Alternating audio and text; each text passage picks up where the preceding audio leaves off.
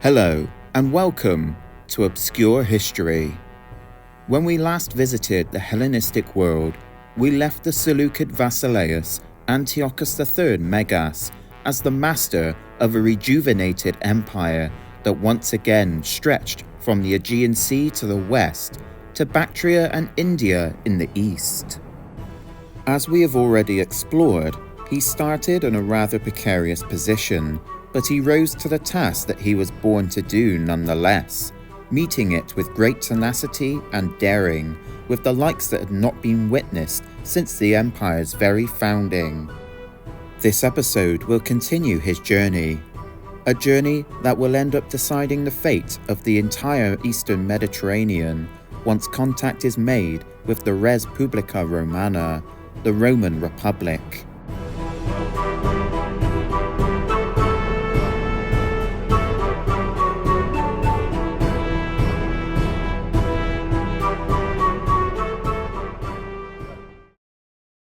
Satisfied with the state of affairs in the east, Antiochus marched back westward, reaching Antioch on the Orontes in Syria by 205 to 204 BC, reuniting with the rest of the royal family.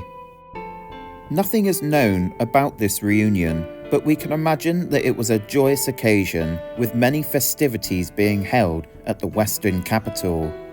Also at this time, Queen Laodice III gave birth to another daughter named Cleopatra.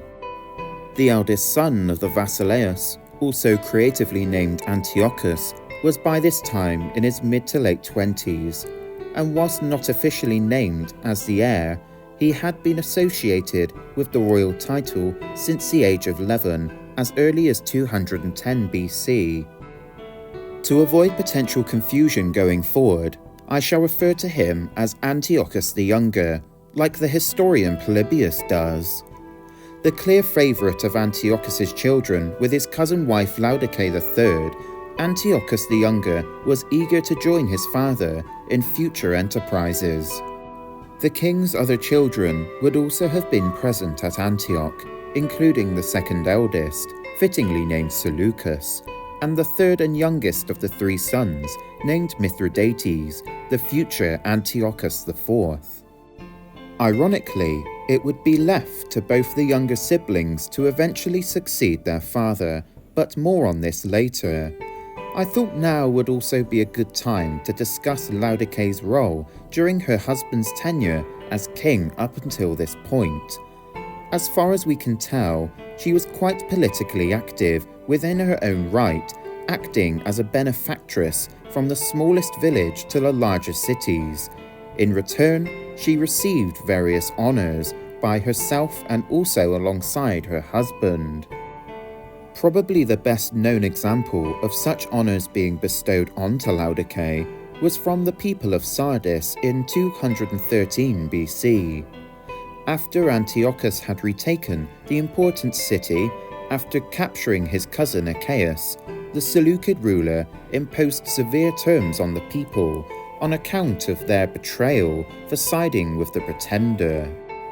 After months of this harsh treatment, Antiochus decided to lift most of the sanctions imposed, with both monarchs granting the city special economic terms which allowed its citizens to rebuild much of the damage following the infamous sack. It's highly possible that Laodice was the one to convince her husband to switch to a more benign stance on the issue. In a letter from the Queen, she promised to provide it with benefits since the city had dedicated a sacred area to her named the Laodiceon, complete with an altar and a festival known as the Laodicea. The festival also included a procession and a sacrifice to Zeus to protect the royal couple and their children.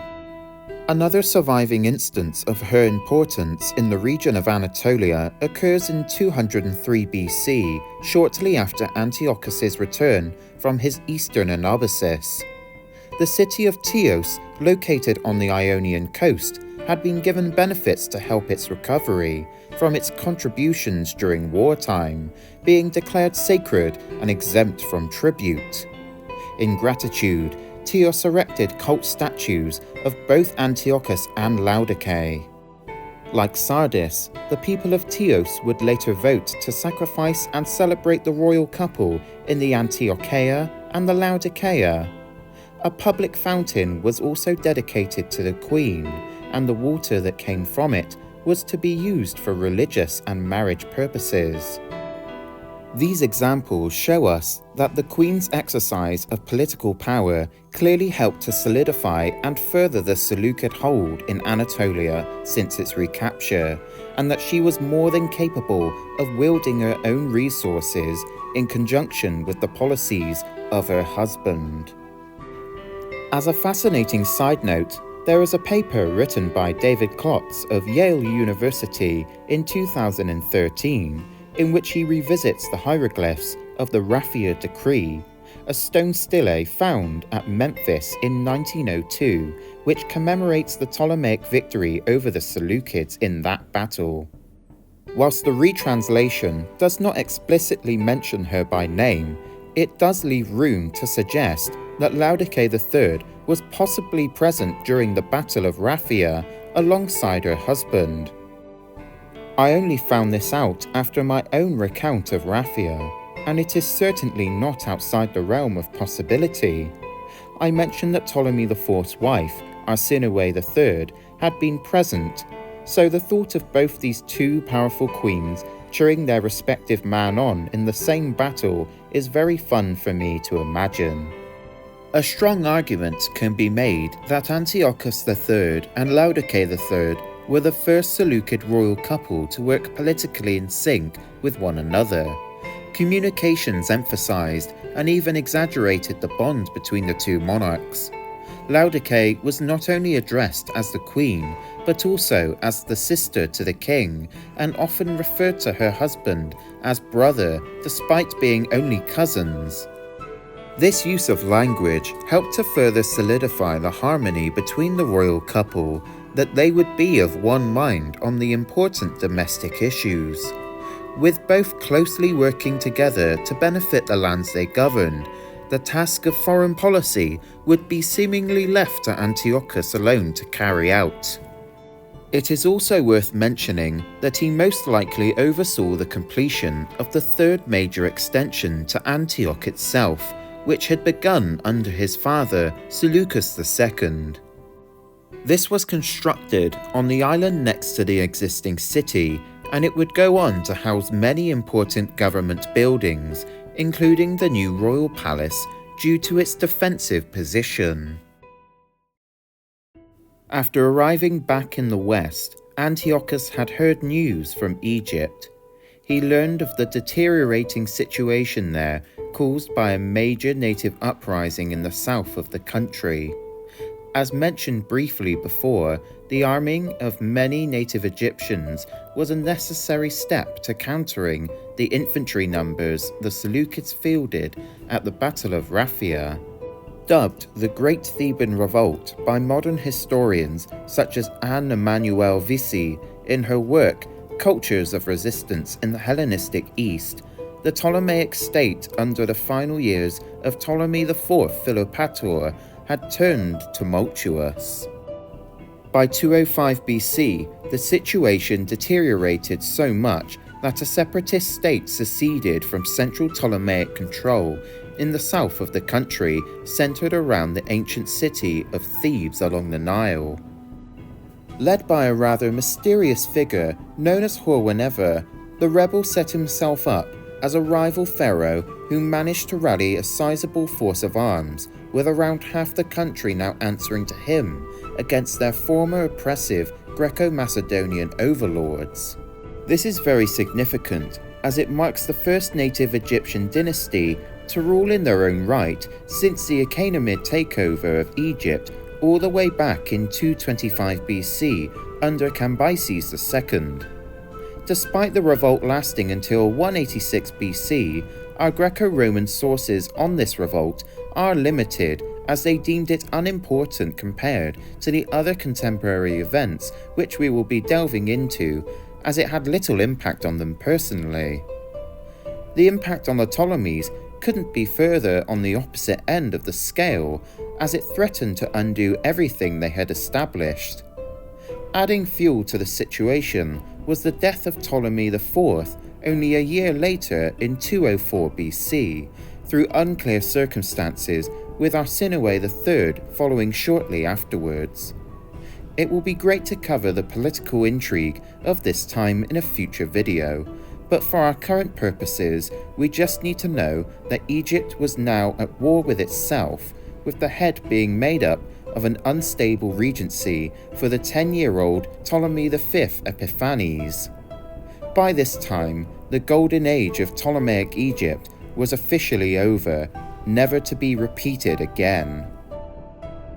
Excited by the reversals of fortune, Antiochus turned to an old friend and mutual ally of the Seleucid household, the Antigonids of Macedon, ruled by its king, Philip V.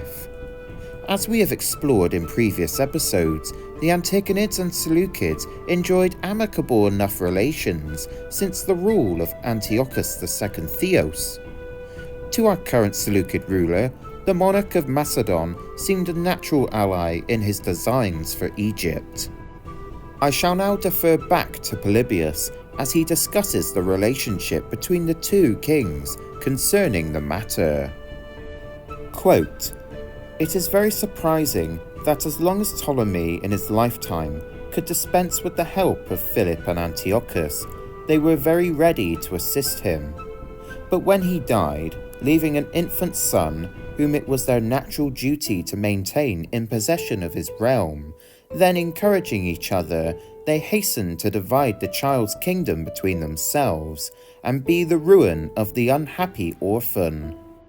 Nor did they, as tyrants do, take the pains to provide themselves with some paltry pretext for their shameful deed, but at once acted in a fashion so unscrupulous and brutal that they well deserve to have applied to them the saying about the food of fishes, that though they are all from the same tribe, the destruction of the smaller ones is food and life to the larger. Thus was the so-called pact between kings sealed. Jointly in agreement, they hoped to carve many of the Ptolemies' overseas territories up between themselves. Philip laid claim to most of the Ptolemaic possessions throughout the Aegean Sea, including the Cyclades Islands and Samos. He would also exert a degree of control over some areas in the western part of Asia Minor, such as in Cardia.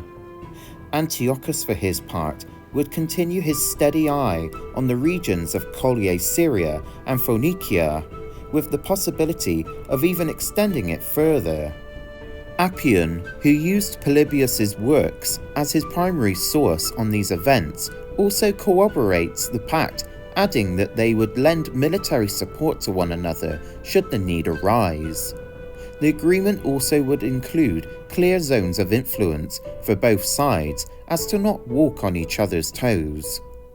With the two Hellenic powers ready to pounce on the vulnerable Egypt, Antiochus continued his war preparations throughout 203 BC and into the beginning of 202 BC. By May of 202 BC, Antiochus was finally ready to settle the wrongdoing at Raphia. Launching the Seleucid army southwards, the Basileus was accompanied by his son, Antiochus the Younger. Generally speaking, the sources we have on the Fifth Syrian War are lacking when compared to the richness in detail we get from Polybius regarding the previous Fourth Syrian War, but a general picture can be pieced together nonetheless. Learning from the arduous past treks through the Bekaa Valley, where he had met stiff resistance from the eventual turncoat Theodotus, Antiochus marched his army deeper inland into the desert, thereby avoiding the defile altogether. The potential for this to go wrong would have been substantially high, especially with a large army and animals that all required a steady flow of water to survive such a harsh climate. But his prior experiences with desert marches in his eastern campaign allowed the Seleucid army to enter Collier Syria unimpeded until reaching Damascus. Taking the well-defended city by storm would have been a difficult task, so the king came up with a clever ruse as per the account of the ancient Greek writer Polyaenus. He tells us that Antiochus put on a fake festival within his camp to lure the Ptolemaic garrison into a false sense of security. While distracted, he sent a portion of the army into the desert as to avoid detection. A few days later, the expedition force appeared before a different side of the city, catching the defenders totally by surprise. By the end of 202 BC, the rest of Collier Syria laid wide open for the Seleucid invaders. By 201 BC, they had swept aside any remaining opposition as they cut off the whole region from the rest of Egypt. Antiochus knew that he had to take the important city of Gaza in order to close the deal, but just like nearly 20 years earlier, they were met with substantial resistance from the defenders before breaking through and thoroughly sacking the city. Besides having to besiege cities such as Damascus and Gaza, the takeover of the rest of the Levant was made easier once we know that Antiochus had been in contact with an official in the area named Ptolemies. This man and his family were powerful throughout the region and had dutifully served Ptolemaic interests for generations. But it seems that Ptolemies had a sudden change of heart following the declining situation back in Egypt proper. The Seleucid takeover of Jerusalem is also rather interesting, as passages within the book of Daniel suggest a pro-Seleucid faction within the city, as they attempted to overthrow their garrison. When Antiochus did seize control, he recognized this by giving the Jews 3 years exemption from taxes, as well as a reduction in tribute. He also pledged to protect the temple from any form of desecration. It was these acts that got Antiochus the Great into the good graces within Jewish memory. As Josephus will later write, the Seleucid king allowed them to, quote, live in accordance with their forefathers. The response from Egypt up until this point was rather lackluster to say the least, due to the ongoing uprising which took up much of the manpower and finances sorely needed in order to defend against the Seleucid aggression. Attempts had been made to form an alliance with Philip prior to the war's outbreak in the form of a marriage proposal, but this fell on deaf ears. Diplomats had attempted to stall the invasion, which had also ended in failure. Some hope would shine through for the young Ptolemy, as a veteran mercenary general named Scopas of Aetolia was now under their employ. After being sent to mainland Greece with plenty of gold to spread around, Scopas managed to assemble some 6,500 mercenary infantry and cavalry, all of whom were transported back to Egypt with their new commander. With few other options available to them, Ptolemy V and his advisors appointed Scopas as supreme commander against the Seleucids. By the end of 201 BC, Scopas launched his counteroffensive with some success, forcing the king to muster his army out from winter quarters to meet the mercenary general. By summer of 200 BC, both armies met each other near the town of Panaeon, named after the Greek god of nature Pan. The rematch Antiochus was looking for was on. Our best surviving record on the Battle of Panaeon comes to us via Polybius, who relies on an earlier source known as Zeno of Rhodes. As a side note, Polybius notably gets frustrated with his source as he perceived various errors within Zeno's retelling, but modern research on the battle site has actually concluded that Zeno's account is mostly accurate.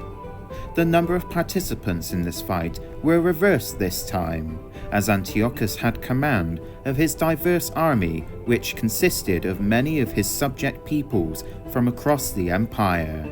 These included those that had been reintegrated back into the fold.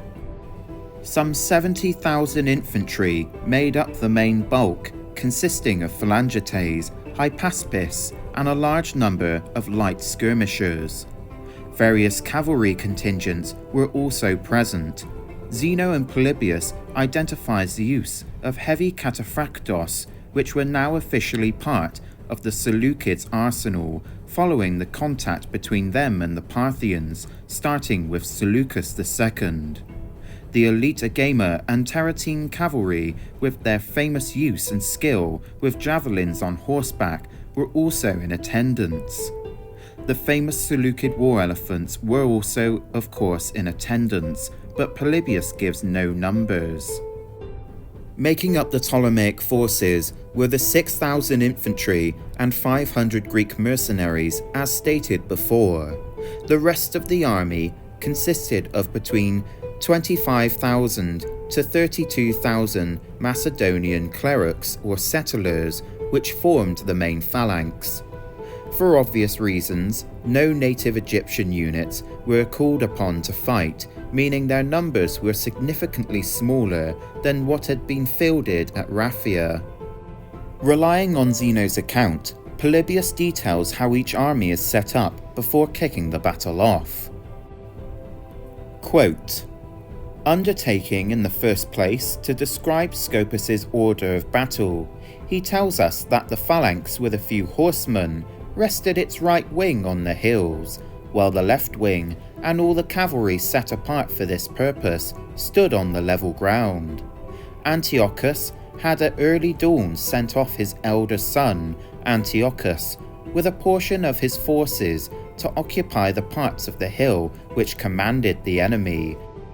When it was daylight, he took the rest of the army across the river which separated the two camps and drew it up on the plain, placing the phalanx in one line opposite the enemy's centre and stationing some of his cavalry to the left of the phalanx and some to the right. Among the latter being the troop of mailed horsemen, which was all under the command of his younger son Antiochus. Next to the king posted the elephants at some distance in advance of the phalanx, together with Antipater's Tarentines, the spaces between the elephants being filled with bowmen and slingers, which he himself, with his horse and foot guards, took up a position behind the elephants. The younger Antiochus, whom he stationed in command of the mailed cavalry on the plain opposite the enemy's left, charged down the hill, routed and pursued the cavalry under Ptolemy, son of Europus, who commanded the Aetolians in the plain and on the left, and that the two phalanxes met and fought stubbornly, forgetting that it was impossible for them to meet as the elephants, cavalry and light-armed troops were stationed in front of them. The phalanx, proving inferior in fighting power and pressed hard by the Aetolians, retreated slowly, but that the elephants were of great service in receiving them in their retreat and engaging the enemy. For once the two phalanxes had met, it was not possible for the elephants to distinguish friend from foe among those they encountered. The Aetolian cavalry were put out of action in the battle because they were unaccustomed to the sight of the elephants. But the cavalry posted on the right remained unbroken from the beginning, while the rest of the cavalry, which had been assigned to the left wing, had been vanquished and put to flight by Antiochus. When Scopus saw the younger Antiochus returning from the pursuit and threatening the phalanx from the rear, he despaired of victory and retreated. But after this, the hottest part of the battle began, upon the phalanx being surrounded by the elephants and cavalry, and now Scopus was the last to leave the field. With the Seleucids seizing the day, and with light casualties, Antiochus and his son had plenty to celebrate. The Ptolemaic losses, meanwhile, had been catastrophic, with only around 10,000 under Scopus escaping the carnage. Even if we take the minimum estimate of losses, we still get a number of 17,500 dead or captured, with the largest figure being nearly 21,000. Scopas and his survivors fled to the Phoenician city of Sidon with the two Antiochoi in hot pursuit. Hoping to be rescued by Ptolemaic reinforcements, these hopes were soon dashed when it became clear that no such help was forthcoming. Scopas surrendered the city to the Seleucids, with the king showing leniency to the mercenary general, allowing him to live. Following the Battle of Panaeon, it is unclear if Antiochus had grander designs to outright invade Egypt itself. On the one hand, Egypt would have been a difficult nut to crack, even if the numbers were in the invaders' favour, due to the harsh terrain limiting the paths of attack.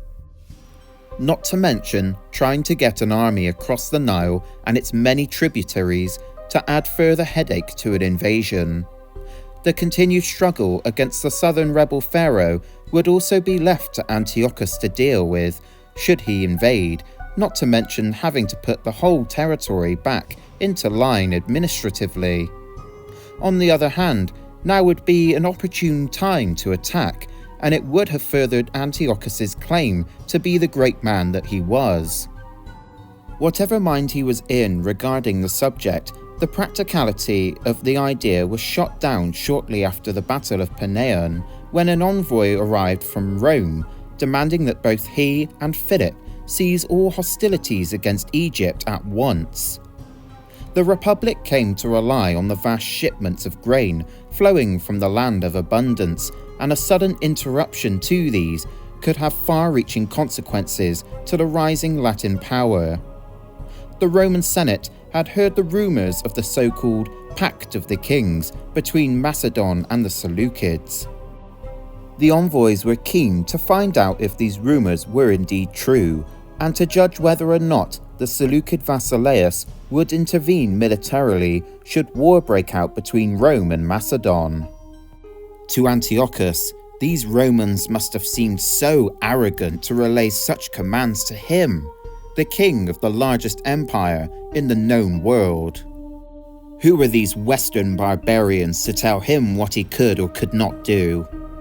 After all, he was descended from great men and had rightfully earned that very title for himself. Rome, meanwhile, had not even beaten Macedon yet and had never faced the mighty phalanx in battle. As mentioned, we aren't sure what his designs on Egypt itself actually were, but Antiochus was happy to comply with the demands laid before him, despite the obvious sting done to his pride. He also vowed to the envoys not to supply any military aid to Philip should war between him and the Republic be realized, breaking one of the terms he agreed with the Macedonian monarch. I'm sure that won't come back to bite him. Satisfied with what they heard, the Roman delegation left the king. They would shortly afterwards confirm that Egypt was to be a friend and ally of the Roman people. Being designated a friend and ally was a clever way for Rome to display its power through softer means. It consisted of a patchwork of states that formed diplomatic and military alliances with the Republic. In many cases, this meant providing military support, resources, and political cooperation in exchange for protection and certain benefits. Simply put, the Friends and Allies system was a brilliant way for Rome to exert a greater control over the peoples that surrounded it. It also provided Rome with the casus belli, or calls of war, whenever it wanted to send its legions into action. This left Antiochus in a rather strange situation, in which he could not attack Egypt directly without Rome getting involved in some form. To the Romans, if anyone was caught attacking their ally, then that was simply unacceptable. At the same time, however, the Seleucids and Ptolemies were still technically at war following the meeting with the Roman envoys. Between 199 and 197 BC, he took control over the remaining areas in the region of Cilicia and the Ionian coastline that the Ptolemies still held in their possession.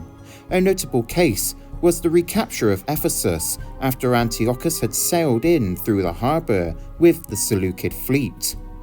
Appian tells us that the king was eager to recapture Ephesus due to its advantageous position, with its large docks which now housed the 300-strong Seleucid fleet, which had grown in size, filling the naval void following the retraction of Ptolemaic territory. He also sent his general Zeuxis into Cardia to seize control of some of the settlements there.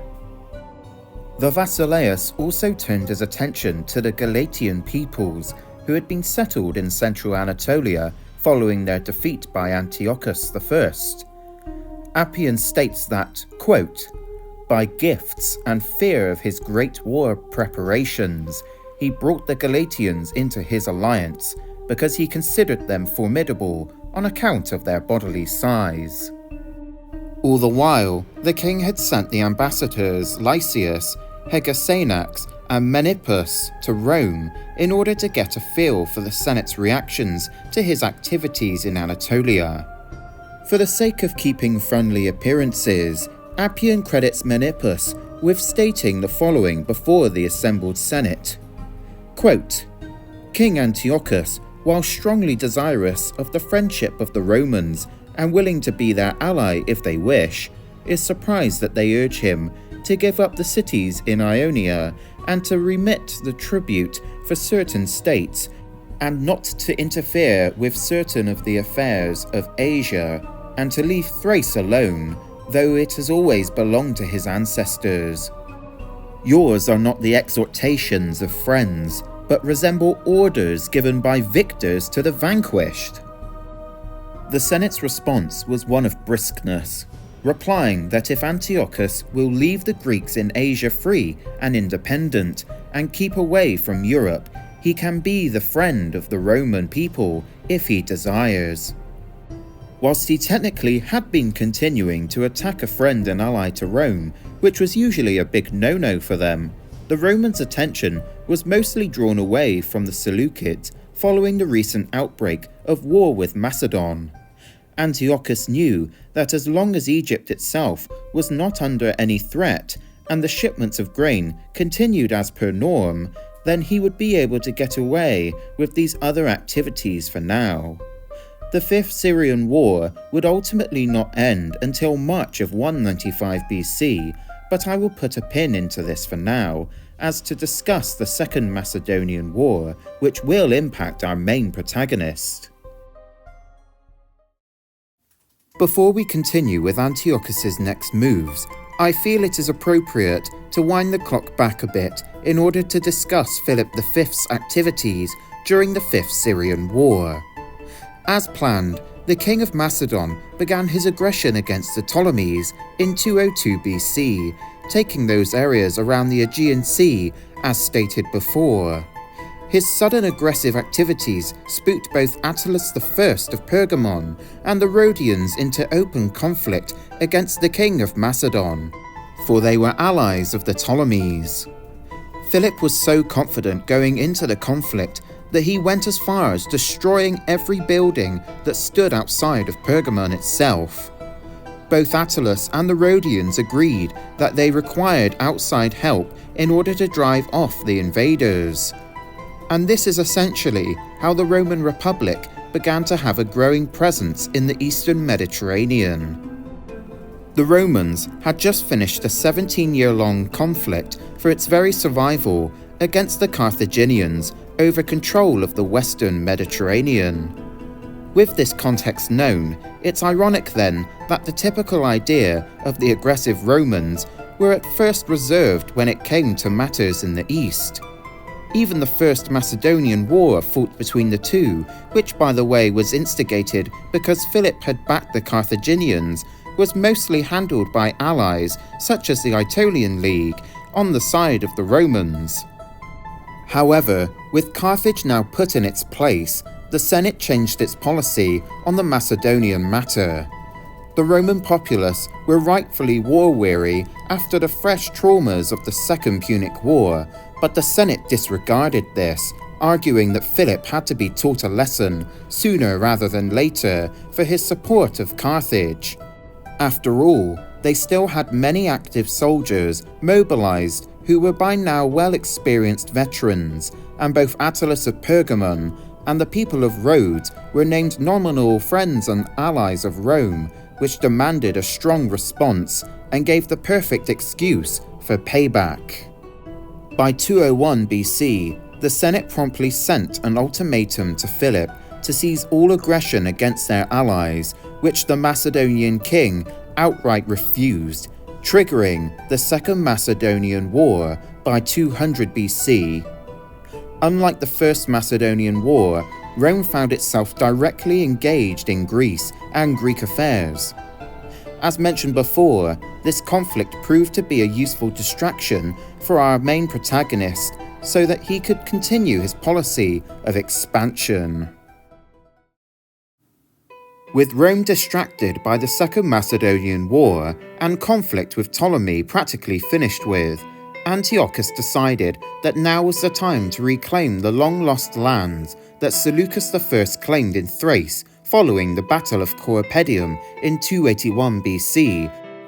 Queen Laodice III is also once again active, as she appears to have played a vital role in settling affairs in those cities that Antiochus had most recently taken possession of. She wrote to the city of Assos, following Antiochus's recovery of it, since the king wanted to increase the citizen body and the city was suffering the aftermath of unexpected calamities, among them an earthquake. Laodice decided to engage in a humanitarian act towards the city's people, especially the poor, contributing to the fight against depopulation and poverty. Every year for 10 years, she donated 1,000 Attic medimnoi of wheat to the city to be sold at a fixed price. The income provided the dowries of the daughters of poor citizens, giving not more than 300 Antiochian drachmas for each woman. Laodice also committed to helping the city further with its reconstruction, as her brother the king wished. Laodice aimed at increasing the citizen body and improving its conditions. 200 couples were supposed to benefit from this policy. As a sign of gratitude, Aessos instituted a cult of Laodice as Queen Aphrodite Laodice, who presided over marriage, and they appointed a priestess for it. The celebrations involved sacrifices by the newlyweds and annual processions of girls on Laodice's birthday, in commemoration of the queen's benefaction. Similarly, in exchange for some benefits, honours and sacrifices were voted by the city of Heraclea Latmos in Cardia for Antiochus III, Laodice, and their children. Whilst the queen was calming the situation in those newly taken territories, Livy relays that by spring of 196 BC, Antiochus was looking to secure his way to the Thracian Chersonese, modern Gallipoli, to allow a safe crossing into Europe. To that end, he, quote, ordered his land army to proceed from Abydos to the Chersonese. He united his naval and military powers at Miletus, a city in the Chersonese, and as they had shut their gates against him, he completely invested the place, and was on the point of bringing up his siege engines when the city surrendered. The fear which Antiochus thus inspired led the inhabitants of Sestos and the other cities in the Chersonese to make a voluntary surrender. His next objective was Lysimachia. When he arrived here with the whole of his land and sea forces, he found the place deserted and little more than a heap of ruins. For some years previously, the Thracians had captured and plundered the city and then burned it. Finding it in this condition, Antiochus was seized by a desire to restore a city of such celebrity and so favourably situated, and he at once set about the various tasks which this involved. The houses and walls were rebuilt, some of the former inhabitants who had been made slaves were ransomed, others who were scattered as refugees throughout the Chersonese and the shores of the Hellespont were discovered and brought together, and new colonists were attracted by the prospect of the advantages they could receive.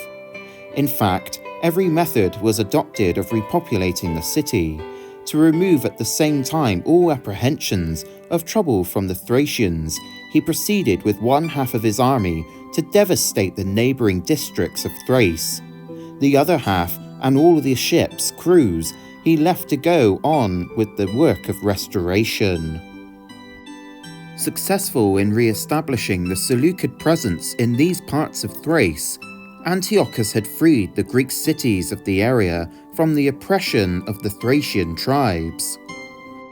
Before he could leave to return to Asia, however, another Roman delegation had arrived following the conclusion of the Second Macedonian War, a year earlier in 197 BC, when Philip had been defeated at the Battle of Kynoskephalae. Using Polybius for his framework, Appian has this to say on the meeting, quote, "Here the open disagreements between him and the Romans began, for as he passed among the Greek cities, thereabouts most of them joining him and receiving his garrisons, because they feared capture by him. But the inhabitants of Smyrna and Lampsacus, and some others who still resisted, sent ambassadors to Flamininus, the Roman general who had lately overthrown Philip the Macedonian in a great battle in Thessaly, for the affairs of Macedonians and of the Greeks were closely linked together at certain times and places. Accordingly, certain emissaries passed between Antiochus and Flamininus and tested each other to no purpose. The Romans and Antiochus had been suspicious of each other for a long time, the former surmising that he would not keep quiet because he was so much puffed up by the extent of his dominions and the acme of fortune that he had reached. Antiochus, on the other hand, believed that the Romans were the only people who could put a stop to his increase of power and prevent him from passing over to Europe. Still, there was no outward cause of enmity between the two until ambassadors came to Rome from Ptolemy Philopator, complaining that Antiochus had taken Syria and Cilicia away from him. The Romans gladly seized this occasion as one well suited to their purposes, and sent to Antiochus ostensibly to bring about a reconciliation between him and Ptolemy, but really to find out his designs and to check him as much as they could. Gnaeus, the chief of the embassy, demanded that Antiochus should show Ptolemy, who was a friend of the Roman people, to rule over all the countries that his father had left to him, and that the cities of Asia that had been part of the dominions of Philip should be independent, for it was not right that Antiochus should usurp powers of which the Romans had deprived Philip. "We are wholly at a loss to know," he said, "why Antiochus should come from Media, bringing such a fleet and such an army from the upper country to the Asiatic coast, make an incursion into Europe, build cities there, and subdue Thrace, unless these are the preparations for another war."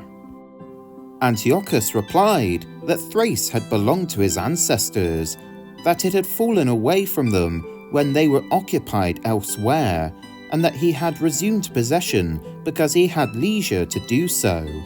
He had built Lysimachia as the future seat of government for his son Seleucus. He would leave the Greek cities of Asia independent if they would acknowledge the gratitude, therefore, as due to him and not to the Romans. "I am a relative of Ptolemy," he said, "and I shall be his father-in-law, although I am not so now, and I will see to it that he renders gratitude to you. I am at a loss to know by what right you meddle with the affairs of Asia, when I never interfere with those of Italy."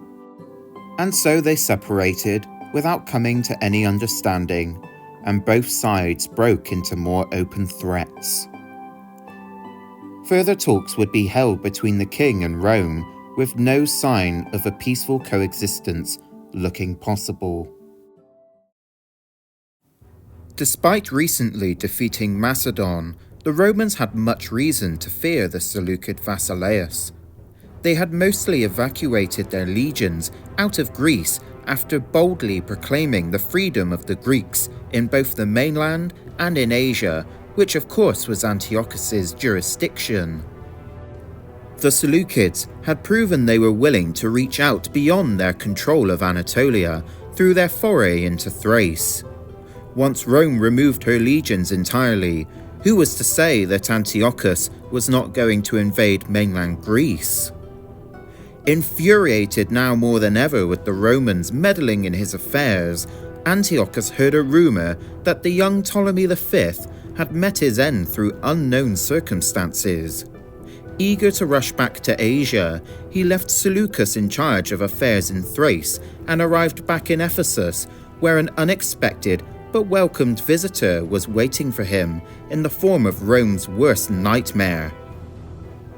This was Hannibal Barca of Carthage. Following his defeat at the hands of the Republic in 202 BC at Zama, Hannibal had went into self-imposed exile once the peace negotiations to end the Second Punic War were underway. He had sacrificed too much against Rome to see the two sides be at peace. Better to leave now before the sharks in Rome demanded that Carthage hand him over. Even before his exile, Antiochus had sought the counsel of the Bane of Rome. And with Rome now sticking its nose into his business, the annoyed Seleucid king had quite a lot to discuss with the boogeyman of the Romans, who had fought them for nearly 2 decades. Appian states that Hannibal, in a letter to the king, discussed that Greece had been long wasted, making the task of taking it relatively easy. But he advised that Antiochus could never defeat the Romans in Greece, for they would have the clear advantage in logistical matters. With that said, he insisted that Antiochus should seize parts of southern Italy, as Hannibal had already done, in order to disorganize the Romans. As he explained, quote, "I have had experience of Italy," he said, "and with 10,000 men, I can occupy some convenient place and write to my friends in Carthage to stir up the people to revolt. As they are already discontented with their condition and harbour ill will towards the Romans, they will be filled with courage and hope if they hear that I am ravaging Italy again." The two men decided to meet up in person to discuss the matter further. Hannibal first travelled to Tyre, the old mother city of the Carthaginians. From there, he travelled to Antioch in Syria, only to find that the king had taken his army into Asia Minor, following the Roman demand to rethink his invasion of Egypt. The old general found out that Antiochus had taken up residence in Ephesus following his departure from Thrace. Setting out once more, Hannibal finally arrived at the Seleucid king's court. Livy recounts that he was warmly received by Antiochus, who was keen to seek his counsel on how to deal with the meddlesome Romans. The Romans themselves quickly learned of Hannibal's collaboration with the Seleucid king, further diminishing their already strained relations. Whilst Antiochus was interested in Hannibal's ideas, it seems the Seleucid king was not yet ready or quite willing to act on them. Appian mentions that Hannibal was well respected for his advice, but that both the king and his generals were fearful of giving him a direct command over any army in case he did too well and showed everyone up. So for now, the old Carthaginian was relegated as one of the chief advisors to the Basileus. Whilst travelling through Lycia, Antiochus found that the rumours of Ptolemy V's death were merely just that. Foregoing the idea of invading Egypt once more, his attention shifted to the island of Cyprus, which had been under Ptolemaic control since the conclusion of the Wars of the Diadochoi. Setting there at a breakneck pace with his fleet, a violent storm had suddenly ruined any prospect of a quick takeover of the island.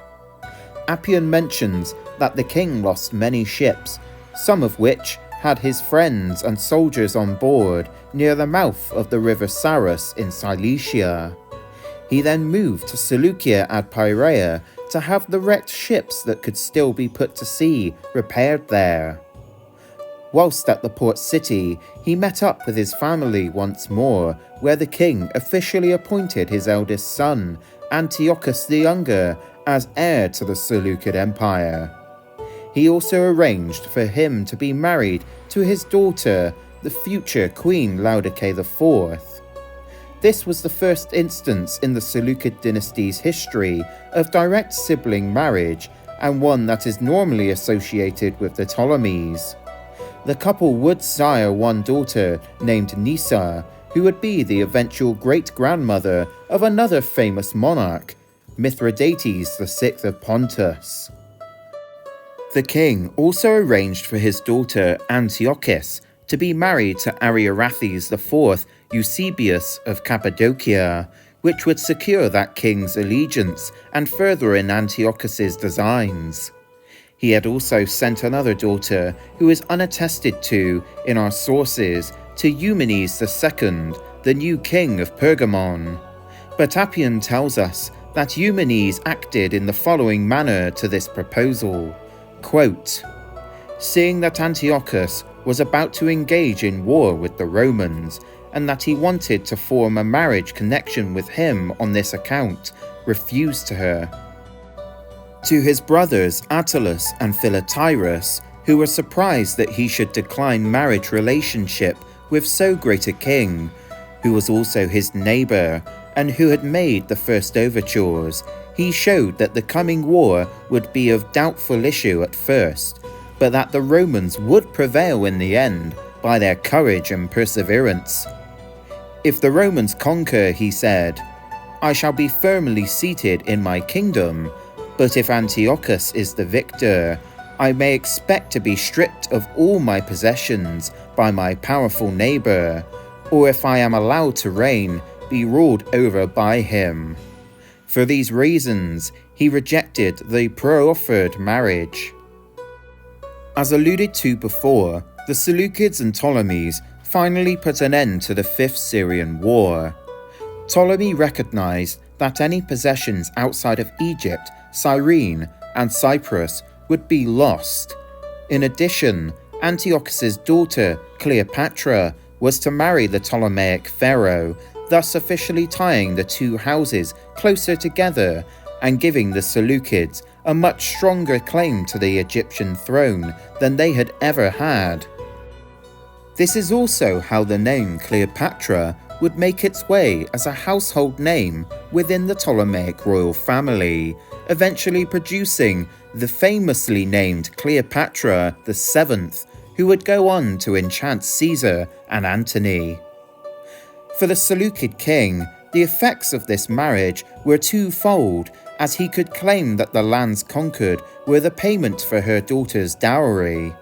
It would also limit Egypt as a threat during Antiochus's approaching war with Rome. In this way, such humiliating terms for the young pharaoh were put forward with a lighter spin on them.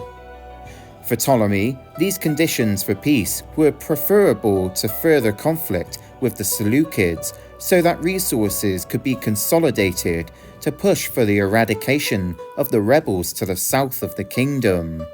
Although this was not the final Syrian war, this one would prove to be the most decisive, as it finally answered the Collier Syria question in favour of the Seleucids, who would retain the territory for the next 80 years. But if Antiochus was celebrating his recognized gains, then it would be abruptly cut off. In 193 BC, the king received the news that no father should ever have to hear. Antiochus the Younger, his heir to the throne, had died, presumably at the capital of Antioch and by some sort of disease. The entire family was grief-stricken, but we are told that the news had hit Antiochus especially hard. So much in fact that this could be seen as a turning point for the Seleucid king. Now the eldest son, Seleucus was quickly elevated as the new heir in order to keep the succession clearly defined, thereby avoiding any potential issues back home which could disrupt his preparations. When Antiochus was back at Ephesus later in 193 BC, he was greeted by a delegation from the Aetolian League. The delegates offered the Seleucid king the position of strategos, or commander, over all their armed forces, and insisted that he should make his way over to Greece at once to liberate the country of the growing Roman influence. Even though there had been allies with the Republic during the Second Macedonian War, the very beginning of the conflict saw the Aetolians left to fend for themselves. They believed that because Rome did not come to their aid soon enough, more Aetolian lives were unnecessarily sacrificed against Philip. By now, the resentment against their former allies exploded into outright hatred for the growing influence in Greek affairs. Appian explains that the groundwork for the Seleucids' arrival into Greece had been laid out for them, and that they promised that along with them, the Lacedaemonians and Philip would add to his strength, but he had to leave now in order to capitalize on all this. Believing this to be the case, and not wanting to wait for the larger army that was assembling further east, Antiochus set sail with his navy, crossing the Aegean Sea with the 10,000 infantry and 500 cavalry, as well as 6 war elephants that he had to hand in 192 BC. Now committed, he declared himself the champion of the Greeks from Roman domination. Making landfall at Euboea in the autumn, the whole island surrendered to him through fear. The Seleucids then entered central Greece via the port at Demetrias in Thessaly. One of Antiochus's generals took a portion of the army and marched it to the town of Delium, where one of the few remaining Roman garrisons was still stationed following the conclusion with the war with Philip. Not suspecting anything amiss, the Romans were caught by complete surprise when the Seleucid force arrived outside the walls, which were quickly stormed. Nearly every Roman caught in the area was slain without hesitation. It is ironic then that the first Roman blood spill was at a place known for its sacredcy to the Seleucids' patron god Apollo. The few that were left alive were taken away as prisoners of this new conflict. Moving deeper inland through Boeotia and reaching the city of Thebes, Antiochus won over the leading citizens by giving a rousing speech. He also won over the king of the Athamanes, Amminander, who controlled some territory along the western border of Thessaly. Whilst at Thebes, the king sought counsel on whether or not to march deeper into Thessaly before or after the winter. Making his assessment on the matter, Hannibal advised that the Thessalians would fall to him easily enough, but would turn on him should some disaster befall the king. He openly resented the fact they had traversed to Greece without a larger army of their own, stating they should not have relied so heavily on Amminander and the Aetolians. He pointed out that many of the alliances they promised would not actually bear fruit, as the Lacedaemonians hated the king just as much as the neighbouring Achaean League did. Further, Philip had not sent any envoys to Antiochus requesting for a renewal on their alliance, and it would seem the likelihood of this actually materializing were becoming slim. As we know, the king had not rendered any assistance to the Macedonians in their war against Rome, so why should they do likewise? Hannibal did mention, however, that despite all that, he should still try to win Philip over to his cause, as he would tip the scales in the coming fighting. If all else fails, then he should send his son Seleucus with a modest force from Thrace from the east to keep Philip busy, so that he could not provide assistance to the Romans. Mentioning that the plan to invade Italy directly was no longer an option, given their limited numbers, he nonetheless advised that this could still be achieved once the main army back in Asia had arrived in Greece. Appian claims that Hannibal's counsel was the best that anyone offered to the king, but that through jealousy and fear that the Carthaginian would steal the glory rightfully belonging to him, the Seleucid generals, and even the king himself, did not take on this advice, other than sending the general and admiral Polyaenus back across the Aegean to get an update on the main army's progress.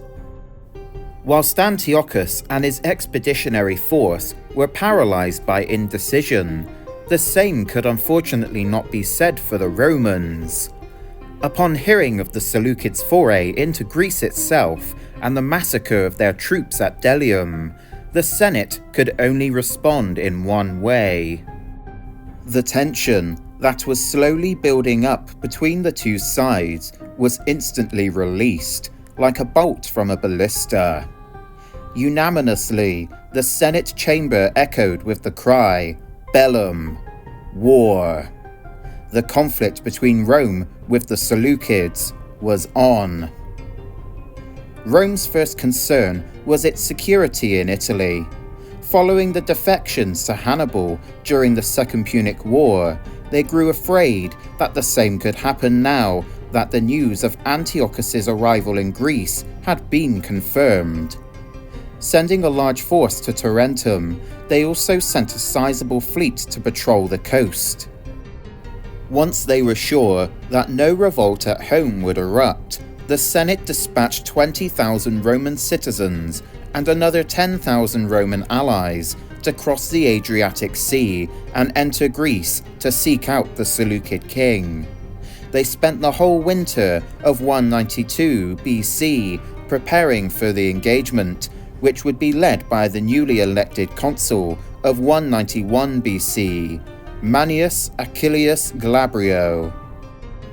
Whilst the Roman war machine was stirring from its slumber, Antiochus marched into the rest of Thessaly by the beginning of 191 BC. There, he came across the battle site of Kynoskephalae, fought between Macedon and Rome. Even though the battle took place in 197 BC, a great number of the fallen Macedonians remained unburied, their bodies left to the elements and beasts for so long. After soaking in the still visible carnage around him, the king ordered the dead to be collected for a great funerary service.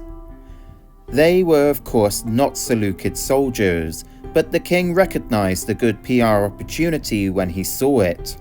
The Macedonian descendants within his army would surely have praised him, for they were bonded by being descendants of Alexander through history and blood. For his part, Philip had apparently been on the fence when it came to whose side he would join in the coming war. But if Antiochus was hoping to secure Philip's friendship by carrying out this action, then he would be gravely mistaken. For the king of Macedon, upon hearing of this, decided to join the Romans in their war against the Seleucids. Appian does not explicitly state Philip's reason for doing this, but we can make some educated guesses.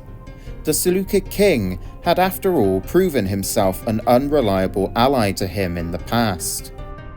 For where was he when Philip needed more muscle when Rome was knocking at his door? Unlike Antiochus, the Macedonian king would actually stay true to his word. For as long as he was in charge of Macedon, he would not go to war against the Republic once more, as stipulated by the Treaty of Flamininus. Additionally, Philip's eldest son and heir Demetrius was also being held hostage in Rome. Inviting the propraetor Marcus Baebius Tamphilius, who was already in the region, to negotiate, it was agreed that Philip would keep any territory captured from the Aetolians and their allies. The Romans were also allowed to march freely using Macedonian territory to block the passes leading into those parts of Thrace that were held by the Seleucids under Seleucus, to prevent a larger army from joining up with the king. The propraetor sent his legate Appius Claudius Pulcher ahead with 2,000 men to impede the Seleucid activity in Thessaly, where Claudius found Antiochus laying siege to the settlement of Larissa. During the night, Claudius came up with a rather clever ruse by lighting up a large number of fires to hide his smaller numbers, and this worked like a charm. Believing this to be the larger forces of both Baebius and Philip, Antiochus got spooked, abandoning the siege, where he retreated to Chalcis in Euboea. The sources then tell us of an unexpected episode which occurred following his retreat from Thessaly, where Antiochus became madly in love with a young woman who was the daughter of a noble Chalcidian. Despite being over 50 years of age by this time, he was still fond of heavy drinking and was eager to make this individual his wife. After carrying out a lavish wedding where he named his new bride Euboea after the island, the king and his army spent the whole winter of 192 BC at Chalcis, where Appian describes the king and his army, quote, in idleness and luxury. It was not uncommon for Hellenistic monarchs to take on multiple wives at the same time. What seems to be more out of place is the sudden shelving of Laodice in favour of someone seemingly unknown.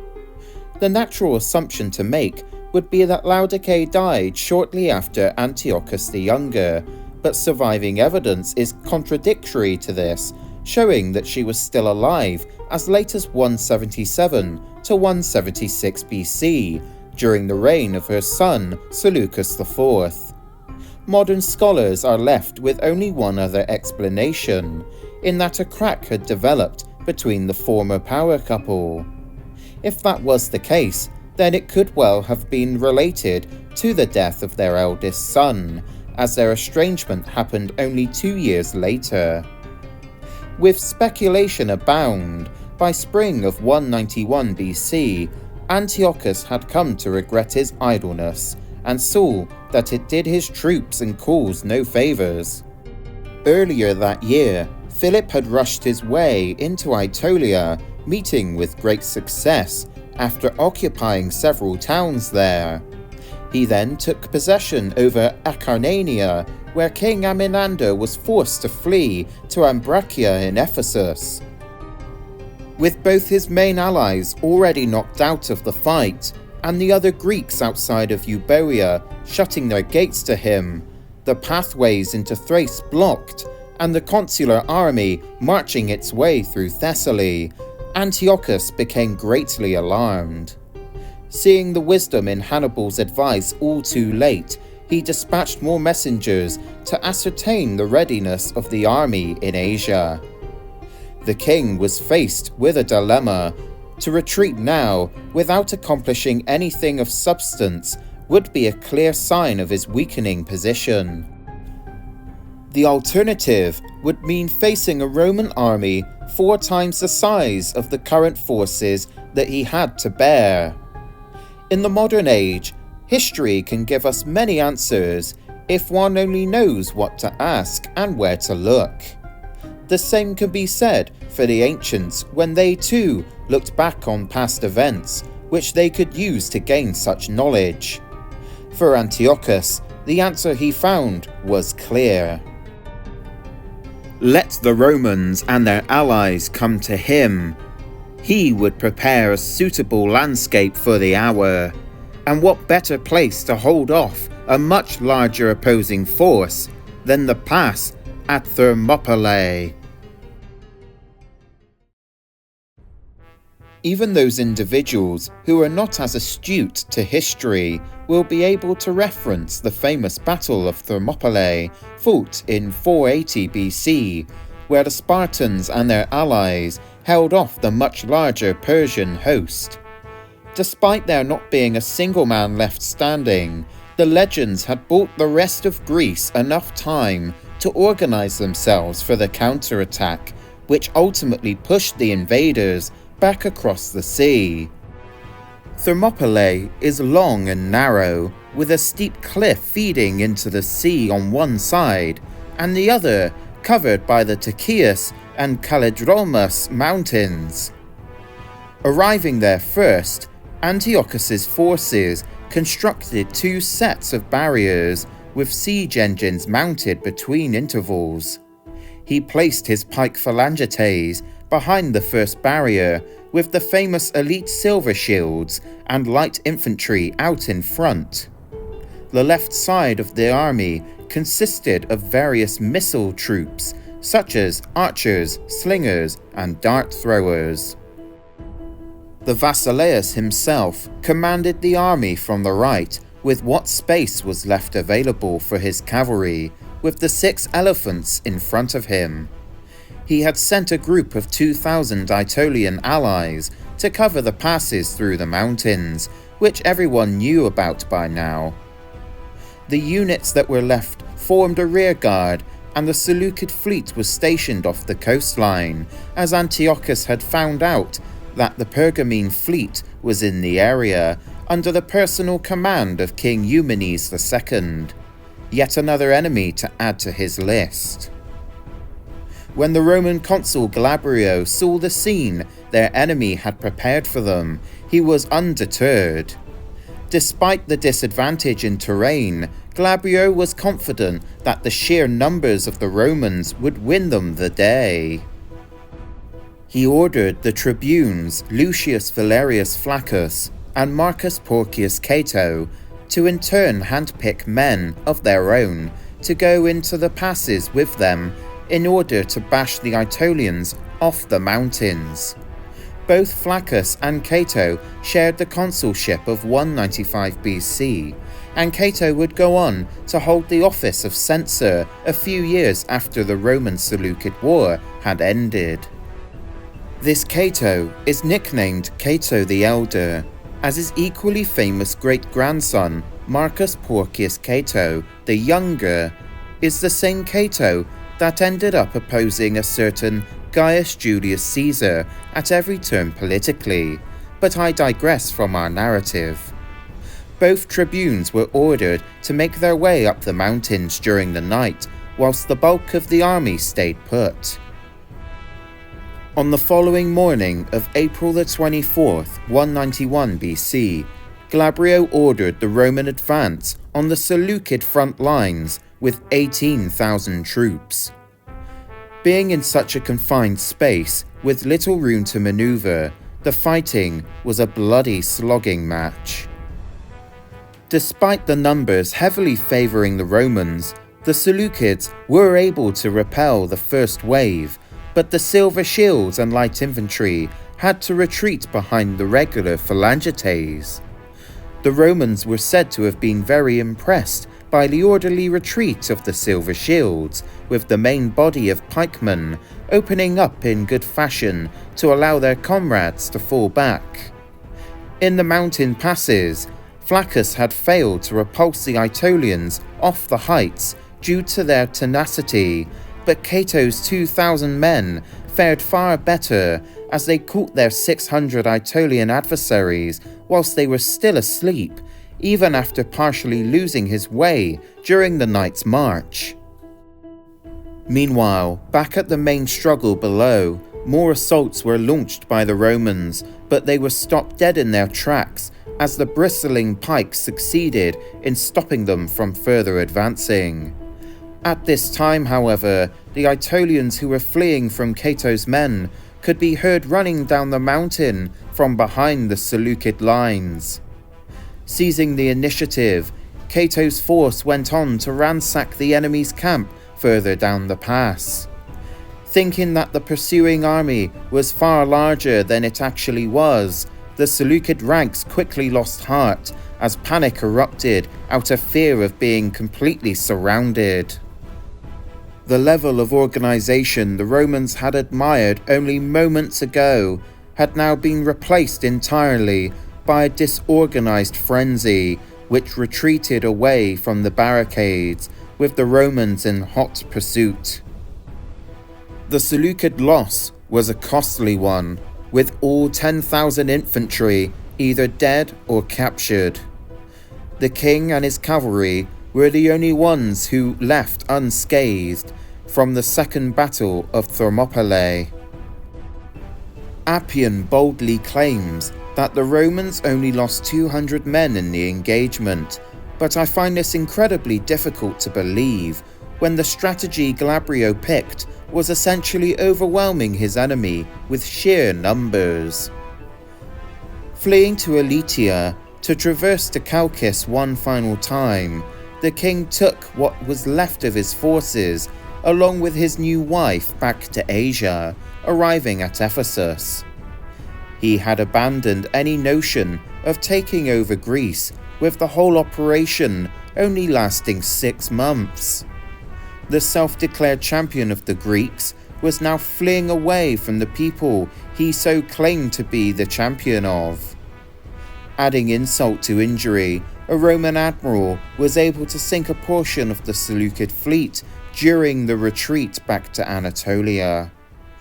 When Roman land forces made their way into Euboea, the cities immediately embraced them as liberators. Glabrio received the submission of almost all of Greece once again, whilst dealing a harsh hand to Antiochus's former allies. The Aetolians were treated especially harsh, given that they broke their old alliance and stirred the Seleucid king to action in Greece.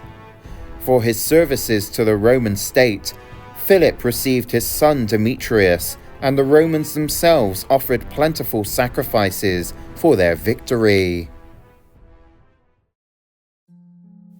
The battle at Thermopylae was indeed a blunder, no matter how Antiochus could spin it back home, but it was far from spelling the end. The Seleucids still had nominal control over the Aegean Sea, thus preventing a Roman crossing from Greece. Upon his return to Ephesus, he ordered the main assembled army, consisting of the peoples of the upper satrapies and from across the rest of his vast domain, to assemble in Anatolia with all haste. The Seleucid fleet was put under the command of a certain Polyaenus, who had been exiled from his city-state of Rhodes due to crimes he had committed there. However, he was known to have great experience in matters of sailing, so the king employed his services. Travelling to Thrace, father and son were reunited once more, whilst Antiochus established stronger fortifications throughout the Thracian Chersonese and Abydos, with Lysimachia being the top priority. Using it as his main forward base of operations to prevent a Roman crossing into Asia, the newly rebuilt town became greatly fortified, with supplies aplenty for the war effort. As it was a new year, the transition of power for the Romans had begun once again. For the year 190 BC, the Senate appointed one of the consuls to be Lucius Cornelius Scipio to replace Glabrio. Lucius was the younger brother of Publius Cornelius Scipio, who had earned himself the nickname of Africanus following his spectacular victory against Hannibal at Zama. Lucius was tasked with the territories of Greece to oversee, with the understanding that he would cross over into Asia to continue the Seleucid War. Before setting out from Italy, Lucius accepted the command on the condition that he could pick his older brother Scipio Africanus to be one of his legates in the coming fight. A propraetor by the name of Marcus Livius Salinator had been placed at the head of the Roman navy, tasked with breaking the Seleucid stranglehold on the Aegean Sea. Sailing out from Athens with 81 warships, he was accompanied by the Pergamene fleet under Eumenes, who had a further 50. Crossing unhindered, the Allied fleet pulled in at the town of Phocia, with the citizens allowing them to use the port there out of fear. When they sailed out the next morning, they deployed for battle, as Appian puts it. Quote, Polyaenus, commanding the fleet of Antiochus, met them with 200 ships, much lighter than those opposite to him, which was a great advantage to him, since the Romans were not yet experienced in nautical affairs.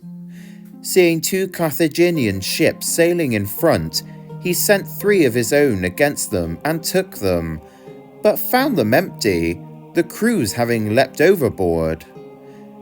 Livius dashed angrily at the 3 with his flagship, much in advance of the rest of the fleet. The enemy, being 3-1, grappled him contemptuously with iron hooks, and when the ships were fastened together, the battle was fought as though it were on land. The Romans, being much superior in valour, sprang upon the enemy's ships, overpowered them, and returned, bringing back 2 ships captured simultaneously by 1. This was the prelude to the naval engagement. When the fleets came together, the Romans had the best of it by reason of their bodily strength and bravery, but on account of their unwieldy size of their ships, they could not capture the enemy, who got away with their nimble craft, and by rapid flight took refuge in Ephesus. With the Seleucid navy chased away, Antiochus became greatly alarmed by which the Roman navy had moved with such speed into his territories. Finally releasing Hannibal from his advisory role, he ordered the Carthaginian to make for Syria to supervise the construction of another fleet from Cilicia and Phoenicia that had already been underway. These regions were known for their good quality wood for shipbuilding, but a combination of lack of experience and wartime shortages impacted the construction, which in turn delayed its readiness. Whilst this was happening, the Romans received a boost to their naval capabilities as 27 ships from Rhodes joined the Allies. This may not seem like much, but the Rhodian way of seafaring was world-renowned. The vessels themselves were of small design, but the Rhodians knew how to use them to maximum effect. The new Seleucid fleet of 44 ships was ready, but this had also given the Romans and their allies ample time to be ready themselves.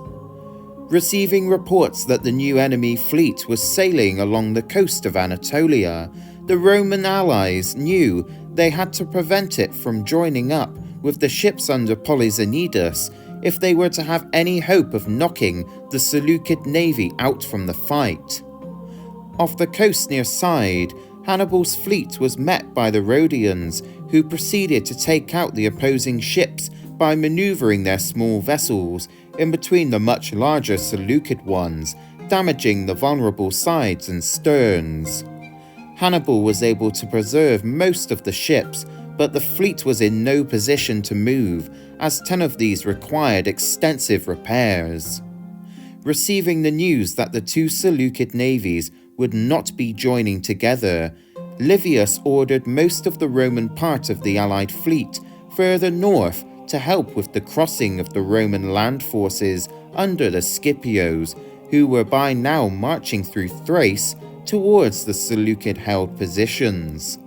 At the same time, Eumenes was urgently needed back at Pergamon, as Antiochus had ordered Seleucus to ransack his lands and then besiege the city itself with a large body of cavalry.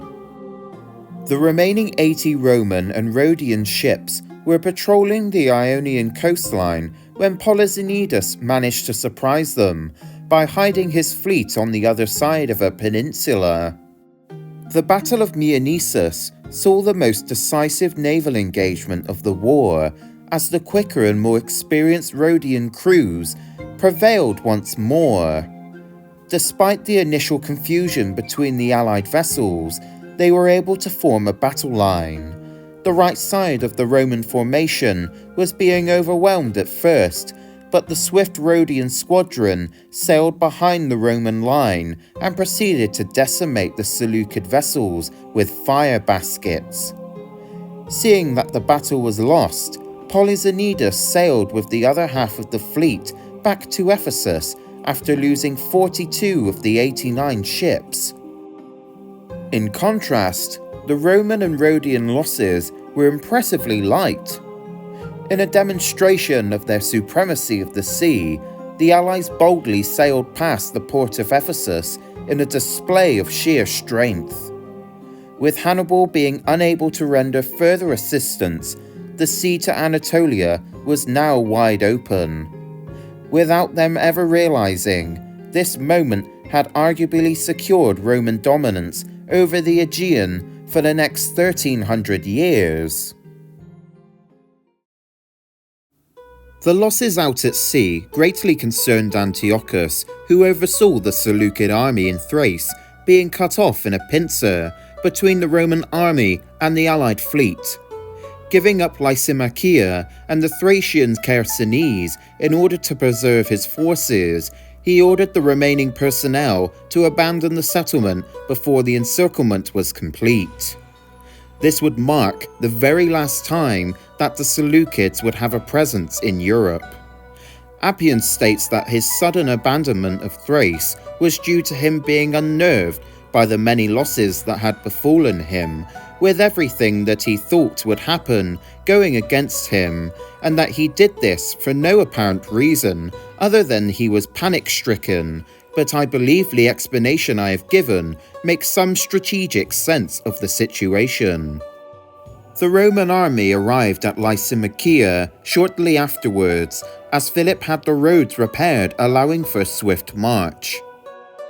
Finding the war supplies that the Seleucids had been hoarding boosted their morale greatly, in exchange for another humiliating loss for Antiochus. Seleucus's foray into Eumenes' territory fared no better either, as he was driven off by the Achaean general Diophanes with considerable losses. The crossing of the Scipios from Europe marked the very first time Roman soldiers stepped foot in Asia. Antiochus had been eager to defend the crossing at Abydos, but had abandoned the idea due to the speed at which the Romans were advancing and favoured pooling all his resources together further inland. Wanting to arrive at Sardis before the king, the Roman army marched with haste, meeting up with the army of Pergamon under Eumenes, who had returned home. Despite now having assembled a massive army made up of all the vast parts of his empire, Antiochus was convinced to attempt a peace agreement before more violence could be committed. To that end, he sent Heraclides of Byzantium, who was authorized to use reasonable means necessary of establishing a peace resolution to the conflict. This included accepting the original terms that were demanded before the outbreak of war. In addition, he was willing to release any of the cities in Ionia that had sided with Rome. The Seleucids would also be willing to cover half the cost of the war. Heraclides met with the Scipio brothers to negotiate. During his crossing from Greece, Antiochus had captured the son of Africanus, and so hoped that a combination of a personal large sum of money and the return of his protege would convince Africanus to push for peace. But the elder Scipio had a very different idea of peace, as Appian tells us. Quote, "If Antiochus wishes peace, he must surrender not only the cities in Ionia and Iolia, but of all the Veïsse this side of Mount Taurus, and pay the whole cost of the war incurred on his account. If Antiochus had offered these conditions, while he still held the Chersonese and Lysimachia, they would have been gladly accepted, perhaps so if he were only still guarding the passage of the Hellespont.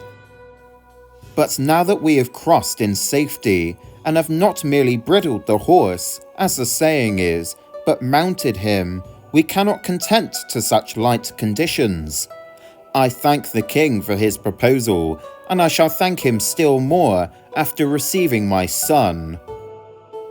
I will repay him now with good advice, that he accept the terms offered instead of waiting for severer ones. With the meeting concluded, the Seleucid diplomat relayed the proceedings of the negotiations to the king, who listened to them in complete silence.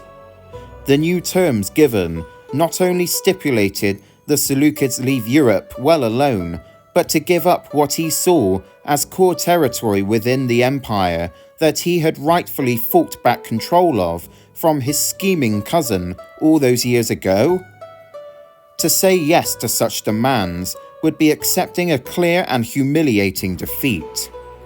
All that he had fought for could not simply end like this. For the Basileus of the Seleucid Empire, an empire that he made great again, such demands were never going to be agreed to. He did, however, allow the older Scipio's son to return to him without ransom as a gesture of goodwill. But with no real compromise met, the two sides geared up for the final showdown. Before the climactic clash, both sides had attempted to bait the other into fighting in a place that meant they had the advantage. This state of affairs continued for about a week, with the Romans following the Seleucids ever deeper inland. The Romans and their allies were eager to engage, as they were worried about their lines of supply being cut off by the superior numbers of the Seleucid horsemen. But to turn back now would result in a drastic downturn to the morale of the allies. Additionally, Lucius Scipio was well aware that his time as consul was nearing its end, and it would be left to his successor to continue the war and ultimately steal the victory that he so desperately wanted. The battle was finally drawing to its beginning, with the Seleucid army ready on a plain near the town of Magnesia ad Sipulum. The Battle of Magnesia, fought in either December of 190 or January of 189 BC, proved to be the most decisive engagement not only of the Seleucid Roman War, but arguably of Antiochus's entire tenure as Basileus. Both Livy's History of Rome and Appian's The Syrian Wars cover the battle and are largely in agreement with one another on the details. The Romans had been looking for a battle site that would help negate the more numerous Seleucid cavalry, whilst the Seleucids were wanting a site that would allow them to make the most of their mobility. The result ended up being somewhere in the middle. The battlefield was mostly a wide open space, with the river Hermus protecting the left flank of the Romans. The king was satisfied enough that the battle site was to his advantage, as the Seleucids had been able to prepare the area by clearing the ground for their more numerous mobile units. The ancient historians agree that the Romans, along with their allies, had around 30,000 men, with the Seleucids fielding an army of between 70 to 72,000. Modern historians are undecided on the issue, as some agree with the sources, whilst others have suggested that both opposing forces had 50,000. In the early hours of the morning, both sides deployed their forces for confrontation. Opposing the Seleucid centre stood 10 to 11,000 Roman legionaries commanded by Lucius Scipio. The left wing next to the river consisted of another 10 to 11,000 heavy infantry of the Roman Socii, the allied Italians loyal to Rome. This was commanded by the legate Gnaeus Domitius Ahenobarbus, who was consul in the year 192 BC and had become Lucius's second in command, following his brother falling ill shortly after the peace negotiation attempts. Historians, both ancient and modern, have theorized that Publius Scipio's illness was actually a feint agreed beforehand, as he wished for his younger brother to take the credit should the Romans be victorious. This would have served the purpose of not only alarming the Senate, as they have already been jealous of Publius Scipio's achievements during the war with Carthage. Regardless of the real reason, he was not present at the Battle of Magnesia. The right wing of the Roman formation that was open to encirclement was led by Eumenes with 3,000 Pergamene cavalry and the smaller force of Roman cavalry. Ahead of the army stood 3,000 Achaean peltasts, with a rear guard consisting of 2,000 Thracian and Macedonian volunteers. The Romans also had 16 African war elephants, but these were placed behind the rear guard due to their inferiority compared to the more numerous and larger Seleucid Indian elephants. As mentioned previously, Antiochus's army was made up of the plethora of subject peoples that were under the dominion of the Basileus. Out of the 70 to 72,000 claimed by Appian and Livy, the Macedonian phalanx, numbering 16,000, were the strongest. The phalanx was placed and divided up in center of the Seleucid formation, as 20 Indian elephants were put in pairs and dispersed in between the tight pike formations. Appian describes the sight as, quote, like that of a wall, of which the elephants were the towers. The center was commanded by Antiochus's master of elephants named Philip. On the Seleucid left wing stood Cartian slingers and Illymaean archers, 4,000 peltasts, which were broken down into 1,500 Illyrians, 1,500 Carians and Cilicians, and 1,000 Neocretians. Other troops on this wing consisted of 2,500 heavy Galatian and 500 Tarentine light cavalry, 1,000 Hetyroi, and 3,000 heavy Cataphractos, 2,000 Cappadocian infantry sent by King Ariarathes IV, 16 Indian elephants, and a mixed force of nearly 3,000 light infantry. These were under the command of Seleucus and Antipater, a nephew to the king.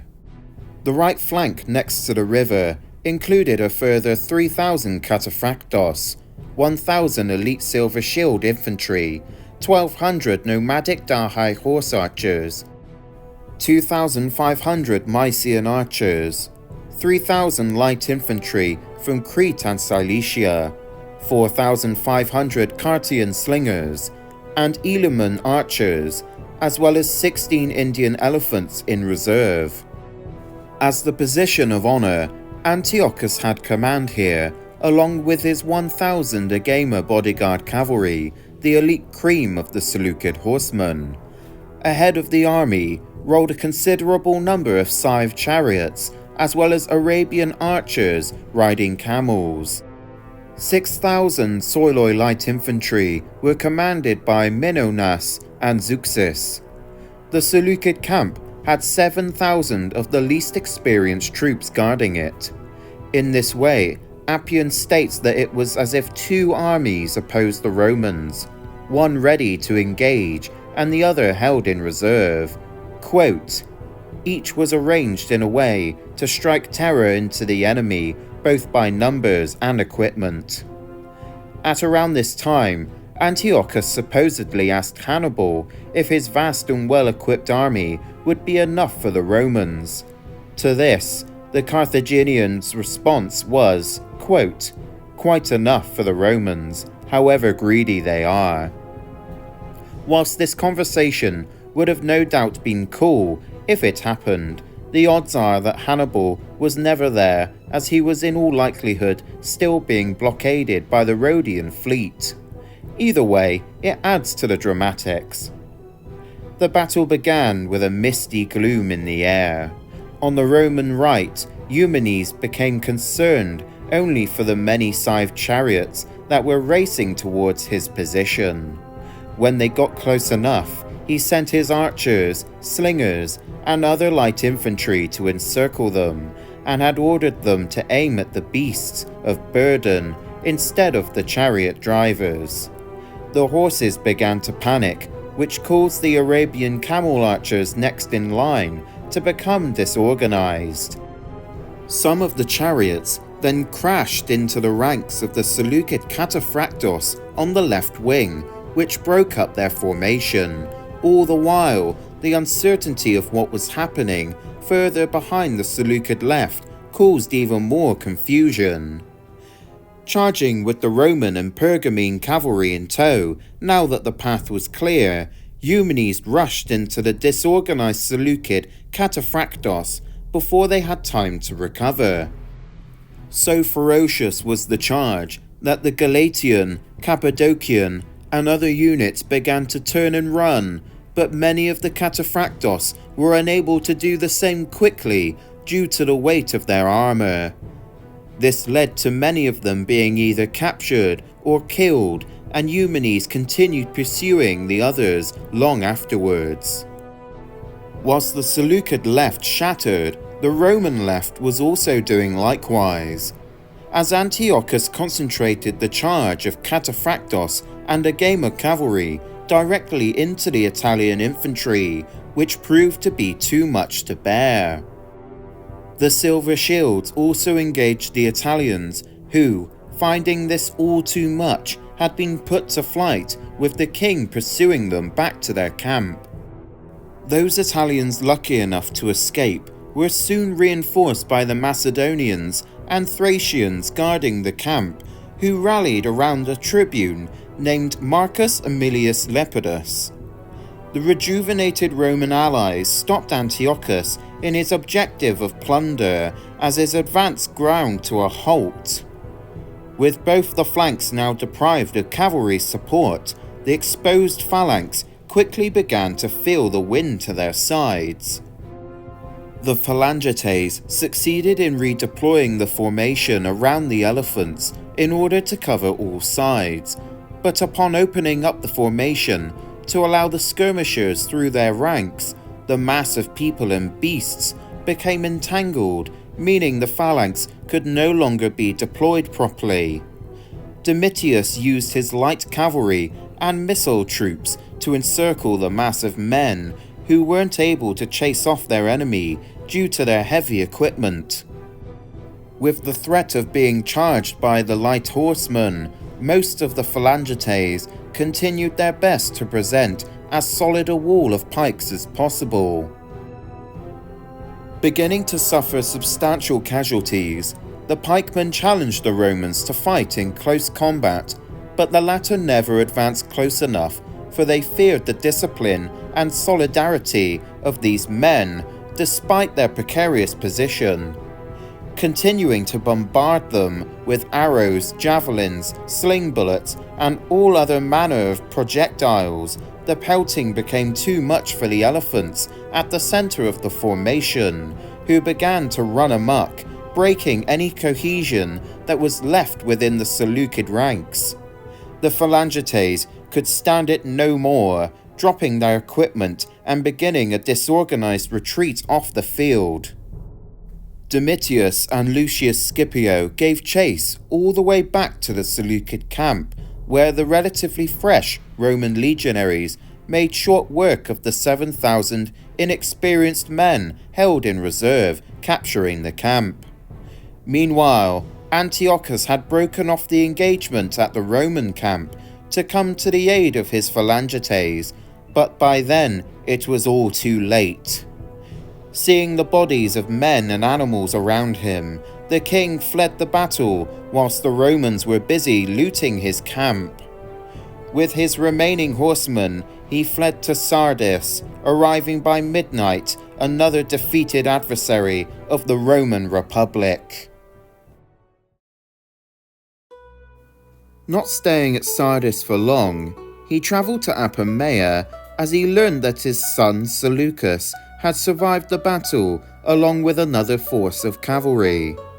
Father and son now reunited, they retreated back to Syria after leaving officers at Apamea to gather the remains of the once unstoppable Seleucid army.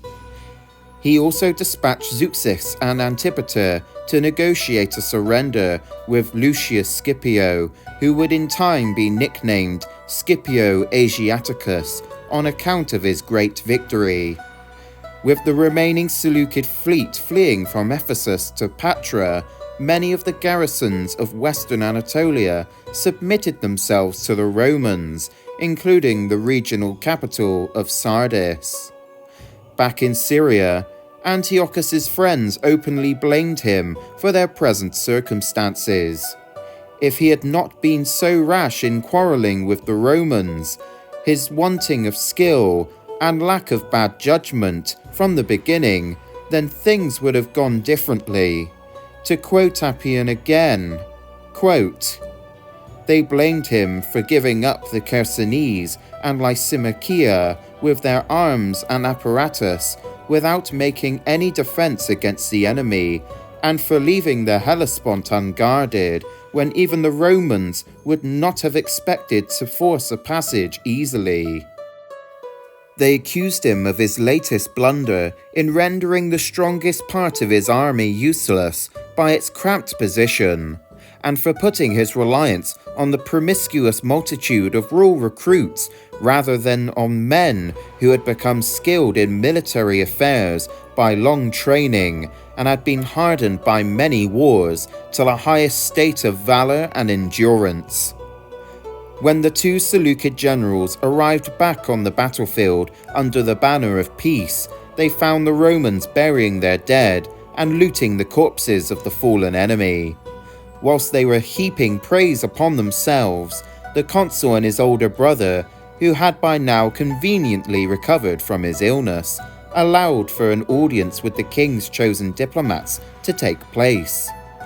Zeuxis and Antipater asked at what cost it would take for the king to be friends with Rome and her people.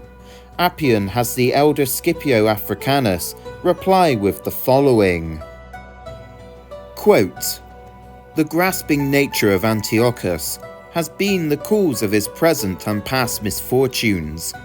Whilst he was the possessor of a vast empire, which the Romans did not object to, he seized Collier Syria, which belonged to Ptolemy, his own relative and our friend.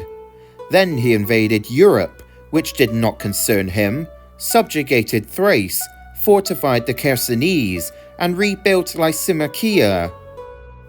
He passed into Greece and took away the liberty of the people whom the Romans had lately freed, and kept on this course till he was defeated in battle at Thermopylae and put to flight. Even then, he did not forego his grabbing propensity, for although frequently beaten at sea, he did not seek peace until we had crossed the Hellespont. Then he scornfully rejected the conditions offered to him, and again, collecting a vast army and uncounted supplies, he continued the war against us, determined to come to an engagement with his betters, until he plunged into this great calamity. We might properly impose a severer punishment on him for his obstinacy in fighting us so persistently. But we are not accustomed to abuse our own prosperity or to aggravate the misfortunes of others. We will offer him the same conditions as before, adding a few which will be equally for our own and his future advantage. He must abandon Europe altogether, and all of Asia this side of the Taurus, the boundaries to be fixed hereafter. He shall surrender all the elephants he has, and such number of ships as we may prescribe, and for the future keep no elephants, and only so many ships as we allow. Must give 20 hostages, whom the consul will select, and pay for the cost of the present war, incurred on his account. 500 euboic talents down, and 2,500 more when the Senate ratifies the treaty, and 12,000 more during 12 years, each yearly installment to be delivered to Rome. He shall also surrender to us all prisoners and deserters, and to Eumenes whatever remains of the possessions he acquired by his agreement with Attalus, the father of Eumenes. If Antiochus accepts these conditions without guile, we will grant him peace and friendship, subject to the Senate's ratification. As soon as Publius Scipio had finished laying out the terms, they had been accepted by the two Seleucids. The initial fine of 500 talents was paid immediately, along with the exchange of the 20 hostages, which would change every 3 years. The only exception to this would be Antiochus's youngest son, Mithridates, who would be held in Rome for the foreseeable future. Both the Scipios and Antiochus III sent delegations to the Senate in Rome to ratify the Treaty of Appian, along with representatives from Pergamon, Rhodes, and various other minor players in Anatolia. In addition to the terms already outlined, the Senate demanded that all known enemies of Rome who collaborated with the Seleucids were to be handed over. Chief among them was to be Hannibal. As mentioned before, the Seleucid navy was to be very limited, with only 12 warships, and was not allowed to sail past the boundary of the Taurus. This number could be raised, however, if he was ever attacked.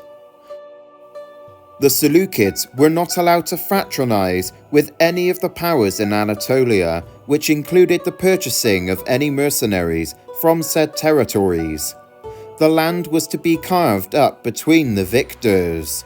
Rhodes was to receive the regions of Lycia and Cardia. The largest change on the map was reserved for Eumenes, as Pergamon was given the majority of the lands west of the Taurus. Within a single year, the local power of the Attalids became a regional powerhouse. The Treaty of Appian officially came into effect from the summer of 188 BC, once all Seleucid troops and personnel had vacated Anatolia. A year later, in 187 BC, Antiochus travelled to the region of Ptolemies, where it was said that a temple dedicated to Baal housed many treasures within it. Needing funds to cover the cost of the Roman war indemnity, Antiochus attempted to seize it by force, just as he did with the treasures at the temple of Anakita in Ecbatana 24 years earlier. This time, however, the gods took note of this blatant sacrilege and decided that he had pilfered one temple too many. The local Ptolemies were known to be skilled archers, even being present at the Battle of Magnesia. Whilst attempting to storm the place with his meagre force, the Ptolemies overpowered the king and had Antiochus III killed at the age of 54. Much can be said about our main protagonist for the last 2 episodes. The beginning of his reign was plagued by such instability that it may well have spelt the end of the Seleucid dominion over much of Alexander's old empire. Surrounded by political intrigue and the secession of many of the outlying regions, with even the heartlands being under threat, any lesser person would have folded at the daunting task ahead of them.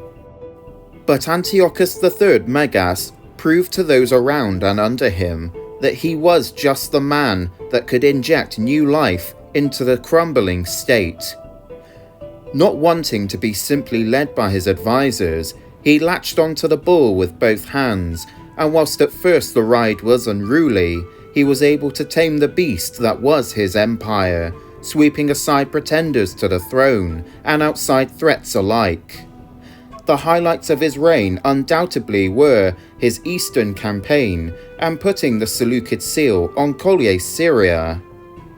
But the years passed, and most of that youthful vigour somewhat waned as the Roman war machine put down their final true rival over the control of the Mediterranean. The Roman-Seleucid War proved to be an inglorious end to a glorious 36-year-long reign. It is easy to read the primary sources and build a picture of an older Antiochus out of his prime, indecisive, and perhaps even a bit out of touch with reality. The many battles fought during his youth would have built an aura of invincibility around the king. As Appian says himself, quote, "It became a common saying amongst the Romans that there was a king, Antiochus the Great." Despite the loss of the Fourth Syrian War, Antiochus had gone up against all manners of peoples, ranging far and wide, winning impressive victories, and restoring control over the East, something that his father ultimately failed to achieve. Unfortunately for him, he had to contend against the rising power of Rome, which we have to bear in mind, as the Republic was arguably at its prime during the face-off with the Seleucids. They had just won a war against Macedon, and on top of that had soundly beaten the Carthaginians. This was a Rome that had many veterans of these wars at its disposal, led by the superstars of their time, such as the Scipio brothers, Glabrio, and Cato the Elder. Rome was far better ready for the war with Antiochus than they were with Philip, and the Seleucid king was also up against the Roman way of defensive aggression with their intricate web of allies. No matter what your opinion is of him, you have to agree that he retained the old school warrior king style of leadership through to the very end. And that quality partially explains why he ultimately lost. He was a man who sought after personal glory, who had been the first to dash over the Arius River against the Bactrians and pursued all those who fled. When before it could be chalked up to hot-headedness and the inexperience of youth, an Antiochus who was over 50 and had had so much experience in all matters in warfare prior to Magnesia, to fall for the same mistake of not supporting his centre of the army is a massive facepalm moment. Magnesia proved not only to be the beginning of the decline of the Seleucids, but also marked the end of phalanx warfare being the dominant driver on the battlefield. The chariots deployed in the final battle was an unusual move for the Seleucids. As Jean-Charl de Plessis points out in his book, The Seleucid Army of Antiochus the Great, Weapons, Armour and Tactics, he points out that the chariot was never used during any of the many other battles he fought that we know of. There proved to be too many chess pieces for the king to move, which caused him to lose. Not to mention that the Romans were generally speaking better organised overall.